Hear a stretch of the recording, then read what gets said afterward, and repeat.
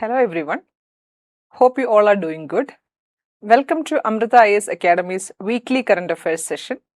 In today's session, we'll be dealing with the latest current affairs related to economics that happened around the week. In today's session, we'll be covering the two important topics. First, the ethanol blending policy of India and the latest developments around it. And second, the fiscal deficit crisis amongst the states of India. My name is Rasna Jawahar. Let's begin. The first topic that we will be dealing with is the ethanol blending policy of India and the latest developments around it. First, let us understand the context.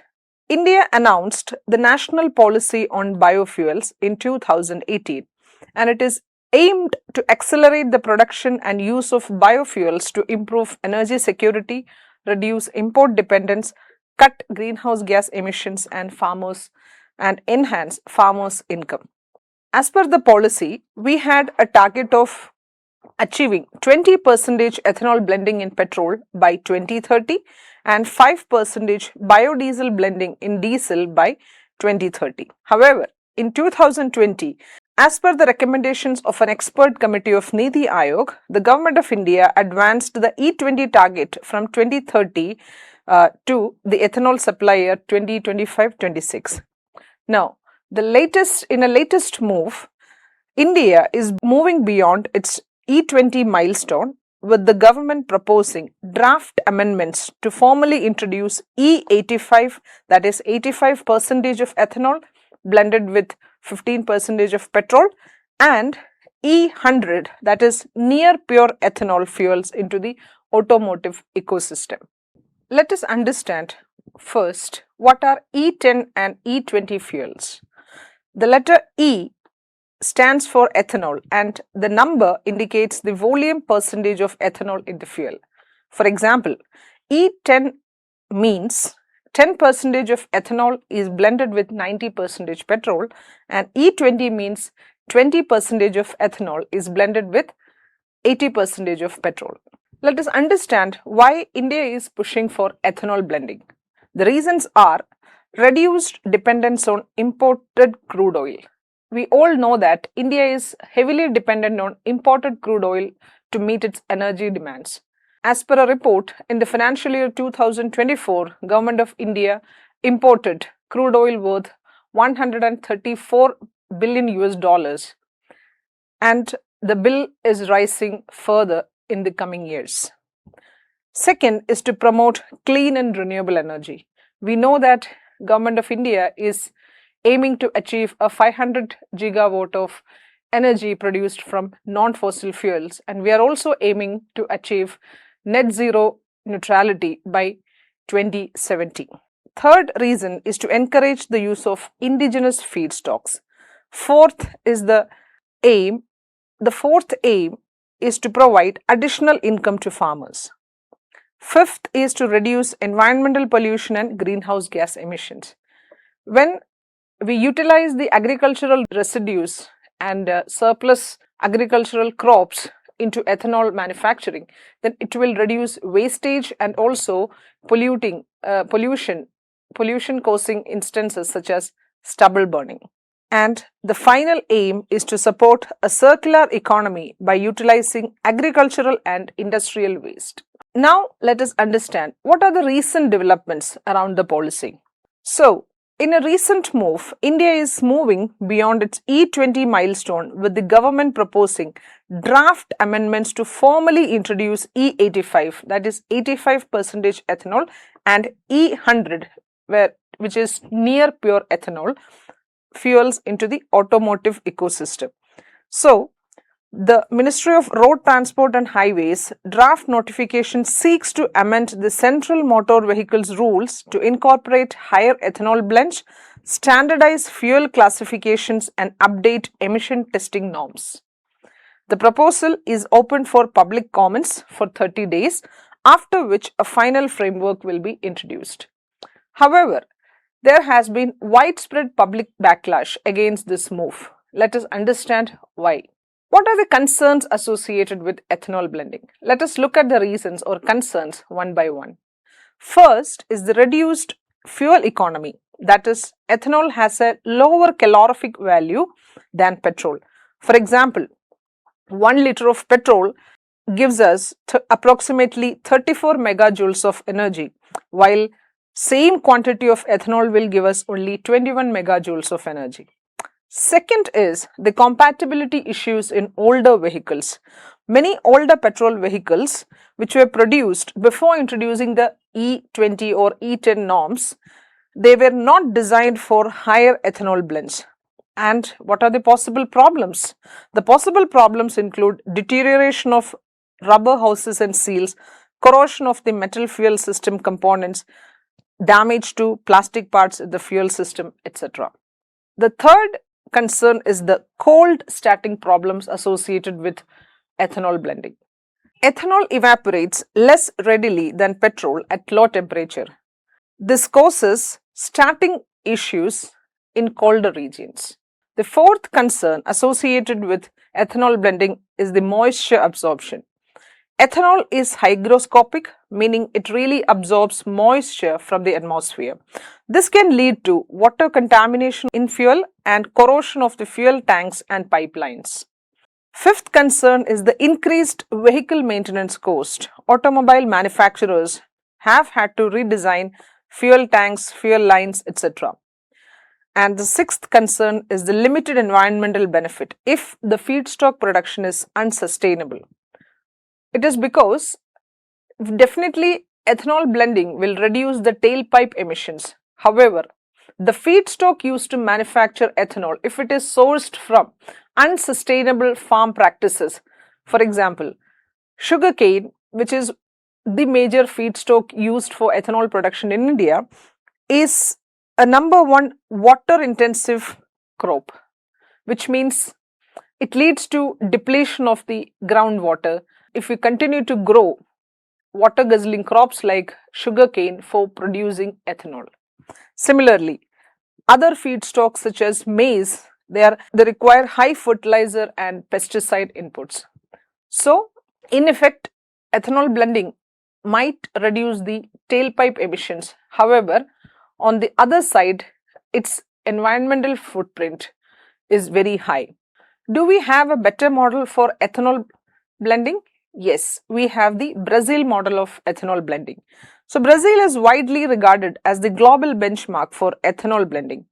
The country now runs on a standard E30 petrol blend, but its journey was gradual, taking over 5 decades to build a stable E20 ecosystem.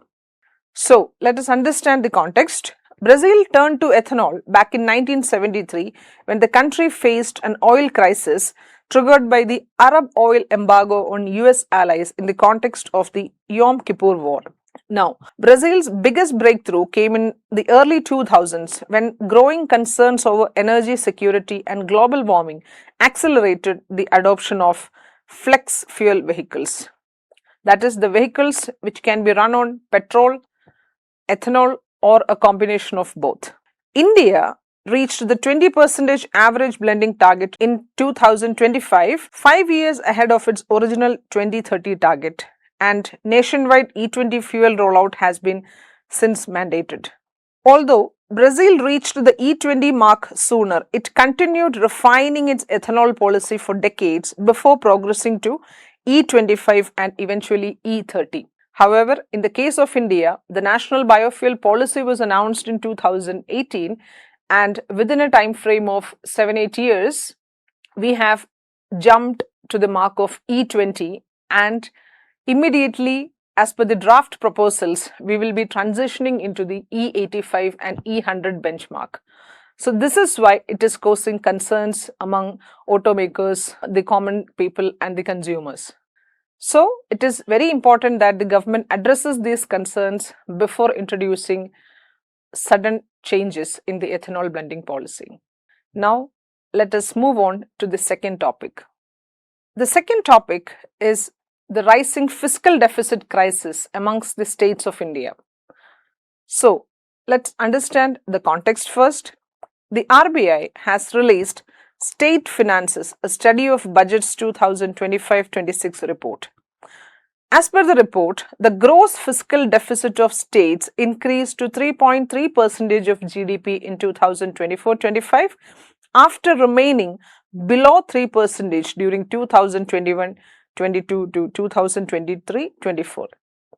So, here in this map or the chart, you can clearly see, if we exclude the COVID years, the gross fiscal deficit of states, they have been well below the 3% mark. However, in the financial year 2024, and also it is projected that in the financial year 2025-26, it will be around 3.3% of GDP. Is it a matter of concern? Yes, it is. Let us understand why this fiscal crisis is looming amongst the states of India. The first reason for the widening fiscal deficit is the high committed expenditure, that is, the expenditure for salaries, pensions, and interest payments, along with subsidies, leaves very little space for development spending. For example, in 2023-24 alone, the state government spent 62% of their revenue receipts in total on committed expenditure, leaving very little space for spending on developmental expenditures. The second reason is the revenue expenditure exceeds revenue receipts, forcing the states to borrow even for recurring expenses. So, as per a report, the states in India recorded a revenue deficit of 0.4% of GSDP in 2023-24, implying the borrowings were used to finance even the day-to-day expenditures rather than asset creation. The third reason associated is the high social sector spending when compared to the center. Social sector spending essentially means the amount a government spends on social sector activities such as education, nutrition, healthcare, social welfare, etc.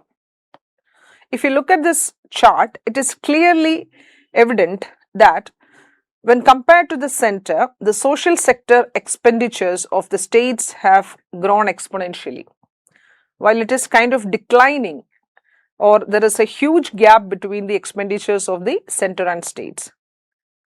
The fourth reason is that the GST revenues remain below the pre-GST levels, limiting the state's revenue mobilization. So, this is also one of the negative impacts of GST rollout vis-a-vis the state finances. So, the aggregate revenue from taxes subsumed under GST declined from 6.5% of GDP to 5.5% of GDP in 2023-24, below the 15th Finance Commission's expectations of 7% of the GDP. So, this map shows the decline in GST revenues or the decline in revenues of state finances before the GST and after the GST reforms for certain states in India. The fifth reason is attributed to decline in untied transfers from the center has reduced the state's fiscal autonomy.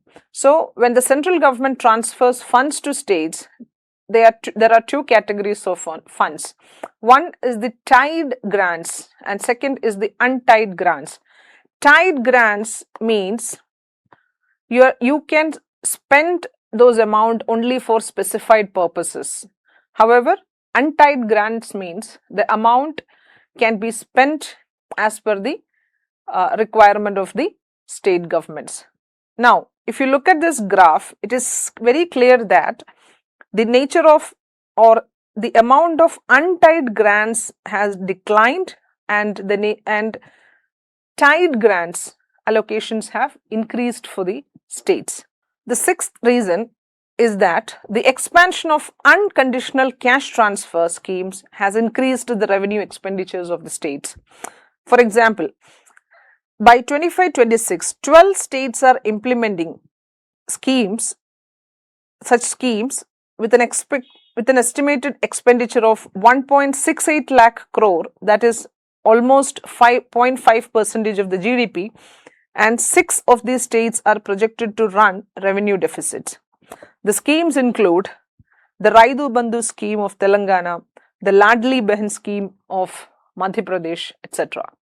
The seventh reason is that rising debt has increased interest payment obligations, creating a vicious cycle. So, past borrowings increase the pressure on the states in the form of increased interest payment. And as per statistics, interest payments grew at an annual rate of 10% between the period of 2016-17 to 2024-25, faster than the revenue receipts, which grew only at an annual rate of 9.2%. So when it comes to state finances, we have seen why they are looming under a fiscal deficit crisis, but we have certain brighter side also. Let us see what are they. Although the fiscal deficits have increased, the composition of the expenditure has improved. That is, the states continue to prioritize capital outlay over revenue expenditure, which is expected to boost medium-term economic growth and also improve the productive capacity of the state economy. Second, the revenue receipts are expected to improve in 2025-26 through higher state GST collections, better on-tax revenues and increased non-tax revenues by some states. So, with this, we conclude our session. Thank you all for watching. Amrita IAS Academy.